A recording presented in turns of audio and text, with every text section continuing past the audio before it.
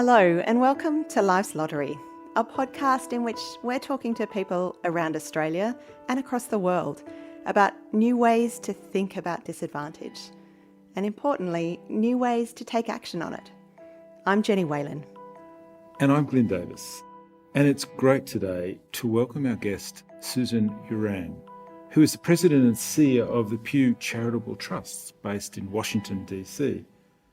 Susan is a seasoned veteran of philanthropy. She's worked in many roles in the sector before taking on the leadership of one of the world's great charitable trusts. But as you'll hear, she's also passionate about how foundations can tackle difficult social problems and open possibilities for change. This is our final episode in this series of Life's Lottery, and in it we're talking to Susan about a range of issues that have come up in our previous conversations. Susan talks to us about the role of non-profits in pursuing issues that others can't or won't, those difficult issues that are often left behind. She talks to us about the role of data and evidence, particularly in the highly politicised contexts in which Pew works. And she talks to us about the future, what future societies will need of funders like philanthropists. The Pew Charitable Trust is amongst America's most influential foundations. It began in 1948. It was set up by a Republican oil man who ran and owned Sun Oil to improve public policy and to improve civic life in the United States. And it stayed very much with that mission. It doesn't have a partisan mission, but it picks issues that it sees as contributing to the public square, the public domain. So there's a big critique of foundations in the United States and resentment of their power and their financial sway and criticism of them as sort of somehow illegitimate. And Pew's been at the risky end of that. You've been willing to walk into very difficult public policy issues. You've been willing to walk into areas of high partisan divide. Can you tell us a bit about the thinking? Why would a foundation be justified in jumping into potentially very divisive issues? Well, it's a great question, and I think whether you're a foundation or as we're actually a nonprofit, our mission is to bring facts to bear on all kinds of issues that are important to the public, and in the best case, help policymakers and others reach thoughtful decisions that are based on that evidence. As we as an institution think about the issues that we take on, often the ones that really matter can be somewhat controversial. And I think the way that we tend to approach those issues is, first of all, to make sure that we have a very solid evidence base. If the issue itself is not really well grounded in data, we will often start by simply bringing the facts to bear, doing a lot of original research, helping people better understand the scope and scale of the problem, the impact of different solutions. But we often, at the very early stages of an issue, will not take a position necessarily or make recommendations. We just really try to help influentials, decision makers, and the public at large better understand the issue. And that, I think, gives you some protection when people are coming at you, if you can simply say it is the evidence, it's the research, it's the facts. It's not ideological, it's not opinion, it is fact. And I think grounding it like that does give you some space. I think the other thing we really try to do is find a way to frame issues that people are concerned about so that you can bring together different groups, different perspectives that would unite in a way that would get them to the same conclusion. So, for example, we spent a lot of time working on sentencing and corrections issues. And when we started, and that I think was back in 2005, the argument, the public policy debate was pretty simplistic. And it was, are you tough on crime or are you soft on crime? And it was a pretty unproductive debate, and nobody was making much progress. We helped people think about the issue very differently in terms of, are you doing things in the correction system that will get a good return on the dollars that you spend, because it's very expensive. And that allowed more conservative policymakers to come to the table because they care deeply about fiscal issues. We brought victims' rights groups to the table. We brought evangelical individuals to the table because they believed in redemption, and it was an important component of that. So lots of groups came together, all of whom cared about this issue, many of them for very different reasons, but they all wanted reform.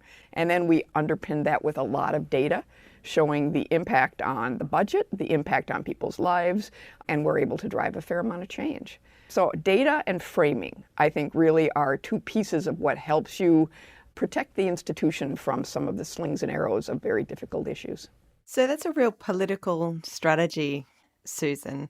The political strategy to put facts and evidence out the front is in part a reflection of the political environment that Pew operates in. I wonder whether you can give us some examples of when facts and evidence aren't enough. We've heard from a lot of guests on our podcast about this knowledge action gap. What's missing is not knowledge or even evidence, but action based on it. How does Pew think about getting from the evidence or the knowledge into action and social change?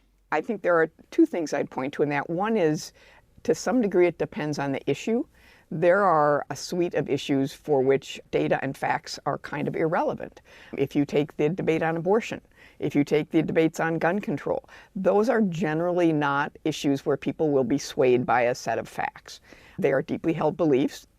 It's hard to know how people are going to be persuaded. I think the conversation we're having now in this country and in many countries about vaccine hesitancy is a really interesting issue, and there seems to be a core of the population that is not swayed by facts. So the question is, how do you reach them? In some cases, it's the messengers, right? Who matters to those folks? Who do they trust? How do you bring data from places that matter?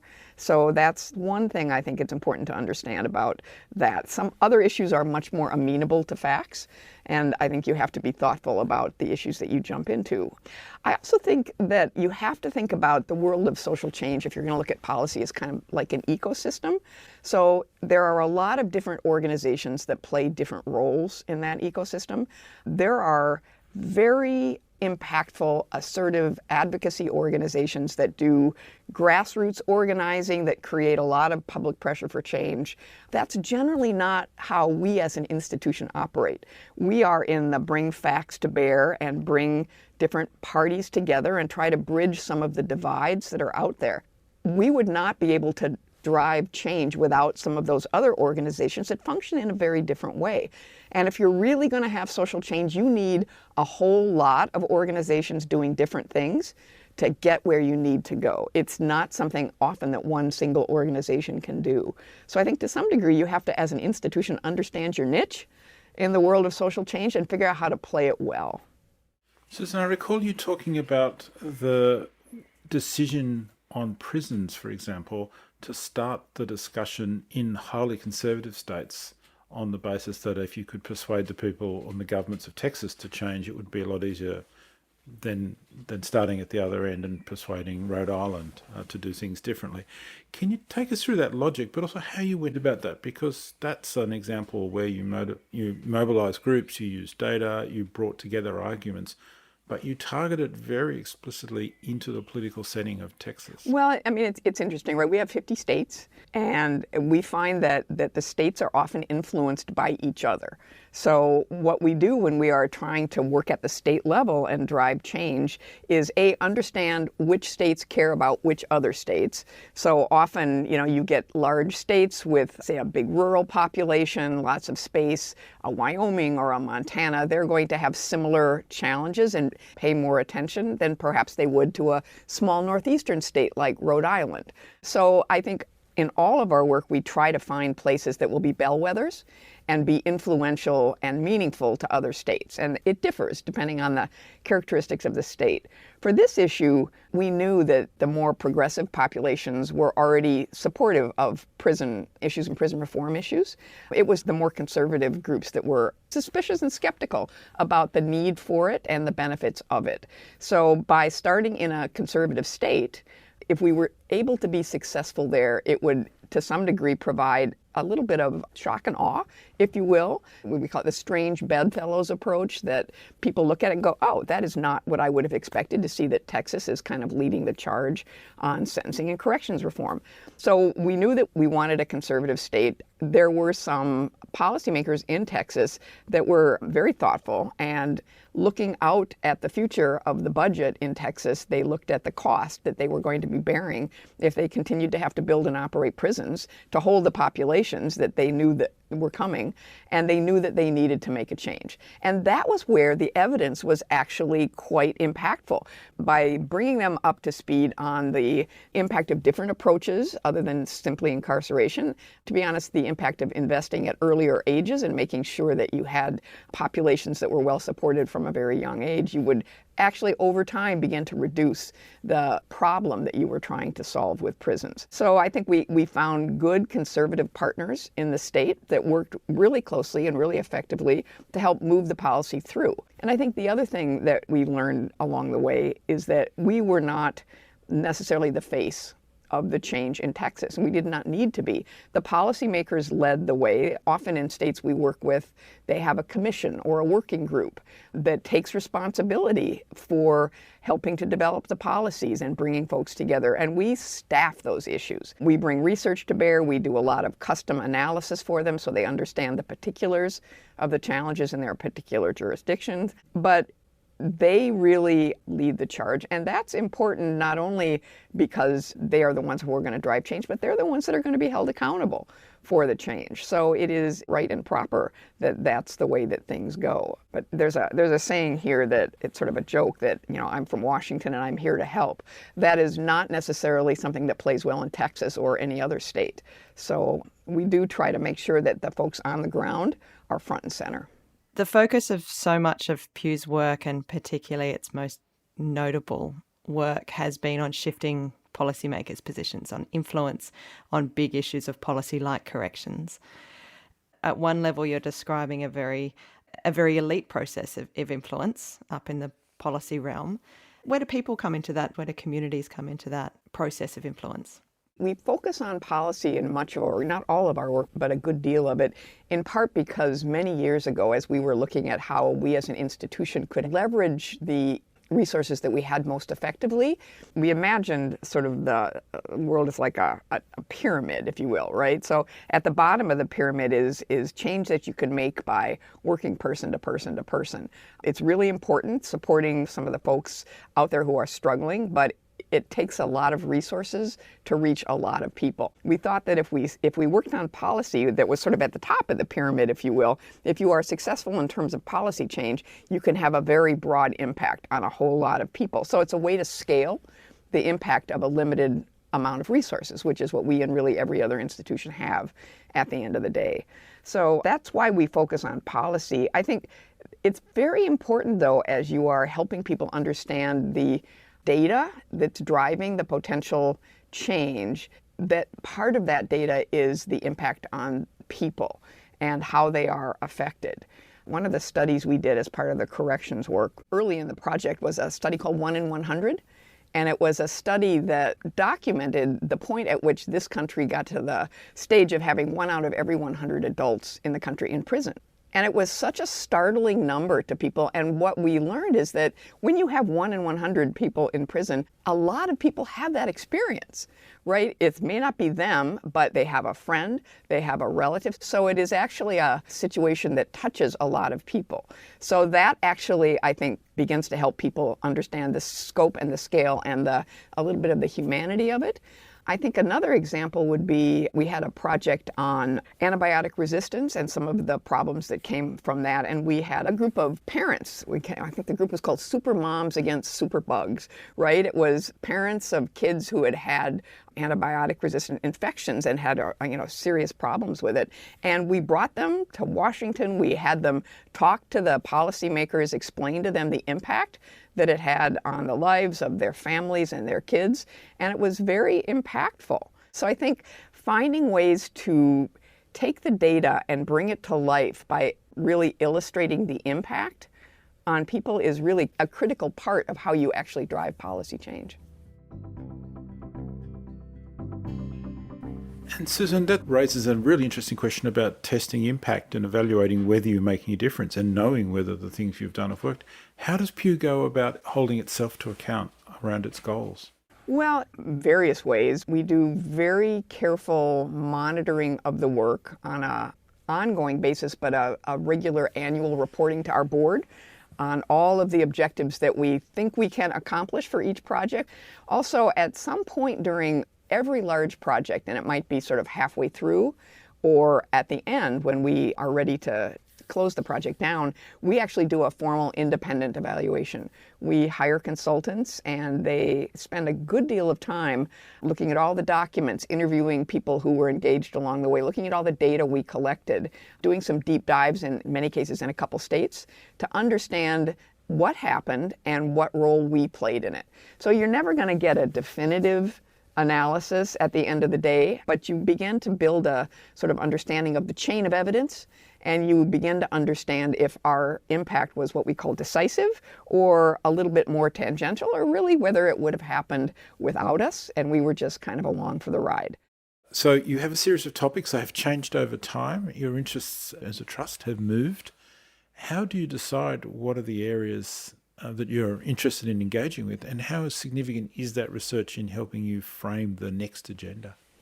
That's a great question. It is a very unscientific process that we have of people in the institution who are deeply knowledgeable in different areas in which they have spent a good portion of their careers, whether it is environment or others, really talking to people, being aware of the issues, being aware of the environment, being aware of opportunities, being aware of what changes. We spend a lot of time just talking about issues that we hear about, that people think about, that you read about in the newspapers. And it's like, what could we as an institution do? Our board brings ideas to the table. The homeless populations in some of the cities in which they live seem to be expanding. It's a challenging problem. Is there something that we could do to help out with the homeless situation? Are there policy changes that we could bring to the table? So our challenge is not so much finding issues to work on as it is sorting through all of the possible problems that we could take on and figuring out what the opportunity costs are of choosing one versus another, and figuring out where the best and highest use of our particular set of competencies lie. We think about it as sort of this giant funnel, if you will. So say you have 100 ideas that come in, and once you start really kicking the tires of those issues and trying to understand what's feasible, where is there a gap in the needs for an institution like Pew? Where is there a decent research base so that we could be sure that we are on solid ground? What are the needs that any particular issue has? Once you kind of move those issues through that funnel, out of 100 issues, you probably will get 5 that really are issues that we feel like we could make a contribution in. Presumably there have been occasions in which you have taken on issues and not been able to make a difference. How do you know that you're not getting anywhere, and how do you make the call to bring down the boom? Well, it's often less an issue of not making progress, because it's not often that we would take on an issue and be sort of completely stopped, right? That we would not make any progress. I think the bigger question is often things change over time, and it gets to the point where we get to sort of a point of diminishing returns on some issues. And this is what happened with our work on adult corrections. We were in it for well over a decade. When we started back in 2005, there weren't a lot of institutions working on that issue. There was lots of opportunity to bring people together, to reframe it, to bring evidence to bear. Over the course of a decade, a lot of progress was made. The profile became very much more palatable to work on. A lot of institutions began to work on that issue, and more money began to flow into the policy reform space. So after about a decade, I think our contribution was becoming less and less critical, and we had reached that point of diminishing returns. So we've pulled back from our work in adult corrections because we thought that there were other issues where we could make a more significant contribution. And it gets back to that accountability question that you asked earlier. As we do that annual accounting, we look at how much progress we are making. We look at how the environment has changed and whether things are significantly different now than they were when we started, and what does that mean for our ability to continue to drive change. And we generally don't stay in issues forever. That's just not the institution that we are. We will stay in them a good long time if we're making progress, 10 to 15 years. But at some point, we want to do what we can do and bend the curve, hopefully, in a productive way, and then hand off as much as we can to other people to continue those efforts. But we should move on to other things. The last couple of years have seen pretty dramatic change in all sorts of parts of society. Susan, what do you think the COVID pandemic has done to the political and social environment in the States and therefore the context in which Pew operates? I don't know if it's so much COVID. COVID has certainly had huge impacts on everything from how we work to the focus of our work over the last few years to be responsive to several aspects of the pandemic. As much as it is the increasing hyper-partisan environment within which we are all operating.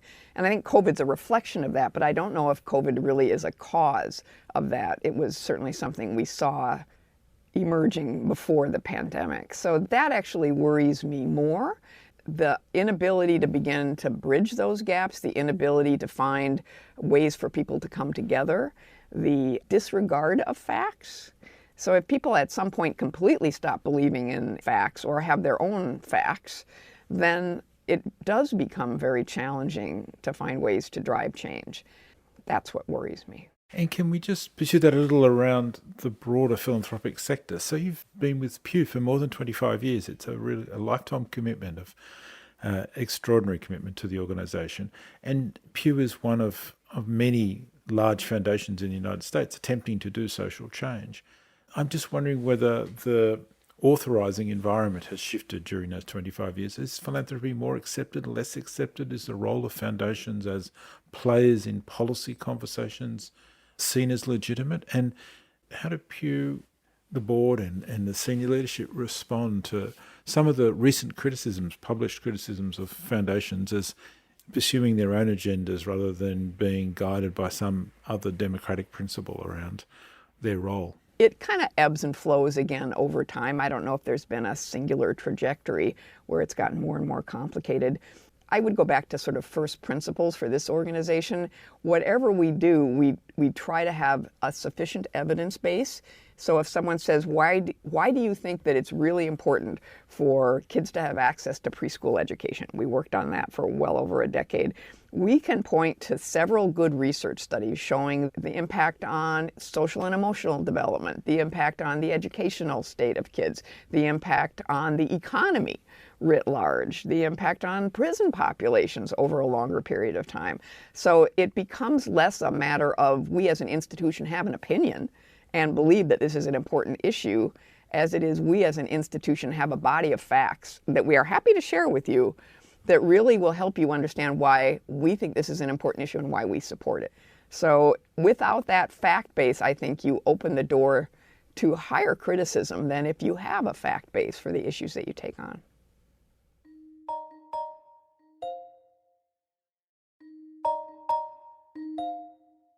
So I would be curious what you all are seeing as the real challenges in the leadership positions that you sit in moving forward.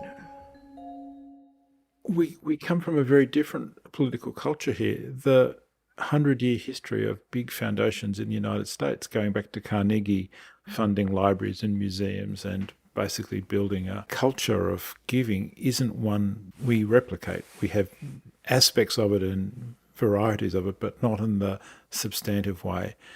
Pew and Ford and Rockefeller and others are so embedded in the American system, and they're not here. So we're starting to see tech millionaires and mining millionaires who have the capacity to set up foundations on similar scales beginning to do so, which is great in its own right. But there's going to be a very interesting legitimacy argument about what it is that these foundations should do, and at what point are they serious players in the policy conversation and not just slightly dilettante investments pursuing issues of passing interest.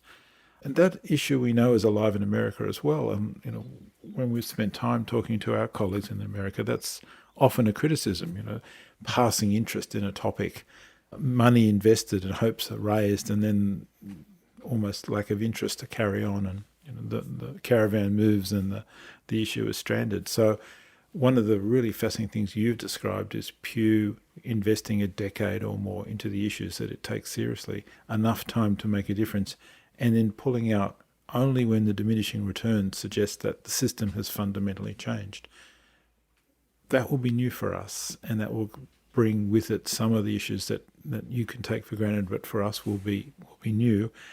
And it will also bring, I think, political argument around the role of foundations and whether they have a role, in the same way we get political argument about other influences on policy outcomes, and that's industry and money and all of the things that make the political process quite rich. We've got to work our way through each of those issues and find a way of making sure that foundations play a constructive role and do something that's important in the Pew story, and that is take on unpopular issues. Reform of prisons is not a popular issue. It's not something people want to spend time on. No, it is not. And saying, actually, foundations do their best work when they work on the things people don't want to work on, don't want to think about, rather than the things that have already captured the public imagination. Pew's done work on dental services for people living with disadvantage, knowing that those are hard to come by if you can't afford them. It's hardly glamorous, but it's a topic that merits investment and concern. And I think learning the discipline of not going to the easy and the public, but actually, as you say, use the research to work out the big areas of gap, and then investing in those areas in enough time to make a difference. There's the leadership dilemma for us. Glenn, I think the term that we use for those kinds of issues, we call them orphan issues. Those are the things we look for, right? Are the ones, if there are 100 organizations and a ton of money flowing into issue A, it's probably not for us. We aren't adding value there. So we do look for the orphan issues. I do think that one of the changes that I have been so struck by over the last maybe decade is just how many more incredibly wealthy individuals that you have that are now playing a role. So you've got living donors, which is very different than, say, the Rockefeller or the Carnegie or, some of the other foundations. And I do think that changes the conversation in many ways. I don't know quite how yet, but it is a very different playing field. Well, I think that nascent state of philanthropy in Australia is really a critical part of the strategic context. I think a lot of folks are still working out what philanthropy means. What does it mean to have influence from a philanthropic foundation? What does it mean when we work with government? What does it mean when we are working in places that government can't or won't? And so I think there's a larger social and political shift needed around the different sources of influence, and hence their legitimacy, as Glenn says. You are trying to demonstrate the impact and value and the relevance that philanthropy can have in a society that's just not used to seeing that.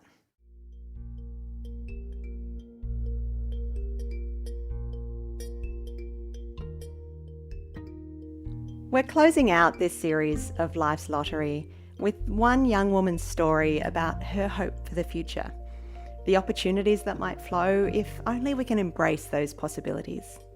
This is Anhaar Kareem. She's a published writer and a previous winner of the Whitlam Institute's What Matters writing competition. Thanks to the Story Factory for pointing us towards her inspiring voice. Hi, my name is Anhaar Kareem. I'm a 14-year-old girl in the inner west of Sydney on Wongal land. I am attending high school and I'm in year 9, and I'm really passionate about social justice and equality. So this piece is about the pandemic in 2021 and kind of the lockdown that happened in New South Wales. So obviously COVID-19 affected everybody and was really difficult for many people. However, I did realise, and I think a lot of people came to the realisation, that COVID really exacerbated the fact that certain communities are really let down by systems. So, for example, my community, Western Sydney, which is where I grew up and where most of my family live, were under stricter lockdown restrictions. They were having a lot more vaccine hesitancy and also a lot more COVID cases and COVID deaths. And that just really showed that there's a big divide in terms of places like the North Shore or more affluent communities, and then Western Sydney. And I also noticed that there's a trend in many other communities. I'm very privileged that during lockdown I had the ability to have a house, have a device for online learning, have a family to support me, but I know that other people in places like Western Sydney or other remote communities like Indigenous communities like Wilcannia, for example, were really let down by systems during the COVID-19 pandemic. So this piece just looks at those issues. By realising that those issues are present, we can work together in order to solve them. The gate swung open to reveal what seemed to be heaven. It was our first inter-school debate against one of Sydney's most prestigious schools. Perfectly paved paths, a stadium-sized amphitheatre, Olympic-sized pools, classrooms with huge windows looking onto the sparkling blue Sydney harbour. Students stood with mouths agape. Handballs dropped defeatedly from hands. Their piercing blue eyes were like bullets shooting through us. I swallowed back a bitter mixture of confusion, fear, and shock. I had never seen anything like this before, at least not where I came from. The virus is continuing to spread. There are almost... I remember the television set to Channel 24, bearing the bad news every single day. The burden size of my parents, the task of caring for us becoming increasingly difficult. I remembered my mum's pleas. "Mama, you have to get the vaccine." I heard my mother's worried voice over the phone, speaking to my grandmother. COVID is real. Sirens blared, helicopters whirred, their eyes accused us, vilified us.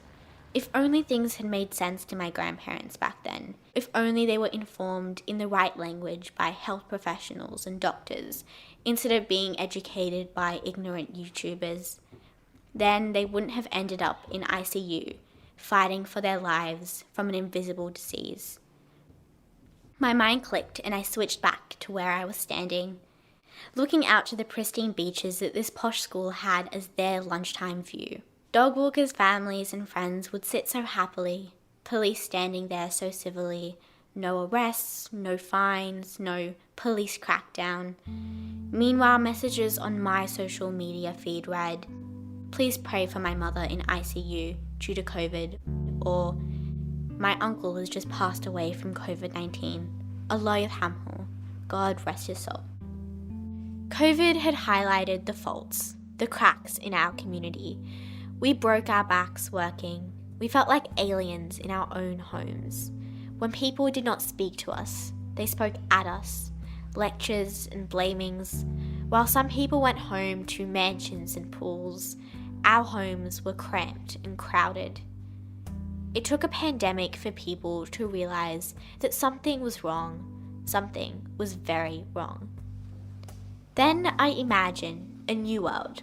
I will stand in a changing Australia when they welcome us into their schools, when they learn about our culture.